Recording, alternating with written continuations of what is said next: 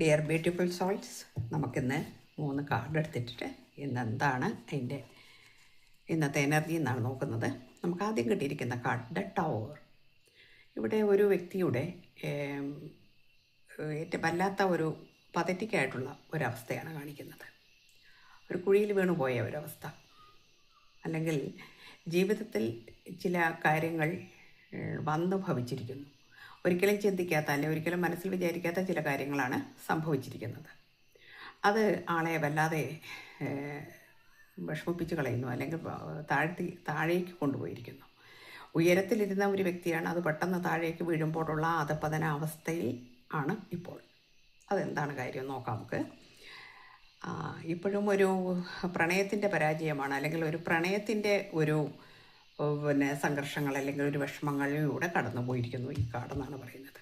അതിലാണ് അപ്പോൾ ഇവിടെ ഇപ്പോൾ നിങ്ങളെന്ന് പറഞ്ഞിട്ടുണ്ടെങ്കിൽ, നിങ്ങളെന്ന് പറഞ്ഞ വ്യക്തി ആദ്യമൊന്നും അത്ര വലിയൊരു പ്രാധാന്യമൊന്നും തന്നിട്ടില്ല. എന്നാൽ ഇപ്പോൾ മനസ്സിലാകുന്നു ഈ വ്യക്തിയില്ലാതെ എനിക്ക് ജീവിക്കാൻ കഴിയില്ല. അപ്പോൾ അത് മനസ്സിലായിട്ട് നിങ്ങളെ കാത്തിരിക്കുന്നു എന്നാണ്. നിങ്ങളോട് എത്രയും പെട്ടെന്ന് സഹകരിച്ച് മുൻപോട്ട് കൊണ്ടുപോകണം എന്നൊക്കെ ഉള്ള ഒരു ചിന്ത വന്നിട്ടുണ്ട്. അതിന് കാരണമുണ്ട്. എത്ര വേണ്ടെന്ന് വെച്ചാലും, എത്ര നിങ്ങൾ അകന്ന് മാറിയാലും, ഇവിടെ ഒരു സോൾമേറ്റിൻ്റെ കാർഡാണ് വന്നിരിക്കുന്നത്. 2 ഓഫ് കപ്സ് വന്നിട്ടുണ്ട്. അപ്പോൾ ഇതൊരു ഡീപ്പ് ലവ് ആണ്, അല്ലെങ്കിൽ നിങ്ങളുടെ ഒരു പാസ്റ്റ് ലൈഫ് ബന്ധമാണ്. ആ ബന്ധത്തിൽ നിങ്ങൾക്ക് എത്ര മാറിയിരുന്നാലും നിങ്ങൾക്കത് മുൻപോട്ട് കൊണ്ടുപോകാൻ അങ്ങനെ കഴിയില്ല. എനിക്ക് വേണ്ട എന്ന് വെച്ച് മാറിയിരിക്കാൻ കഴിയില്ല. കുറച്ച് നാൾ കഴിയുമ്പോൾ അതിൻ്റെ തീഷ്ണത നിങ്ങൾ എന്താണെന്ന് മനസ്സിലാക്കും രണ്ടുപേരും. അതിനുശേഷം നിങ്ങൾ ഒരുമിച്ച് അല്ലെങ്കിൽ ഒരു റീജോയിനിങ് വരും എന്നാണ് കാണിക്കുന്നത്. ഇവിടെ റീജോയിനിങ്ങിൻ്റെ കാർഡും കൂടെയാണിത്. അപ്പോൾ അതുകൊണ്ട്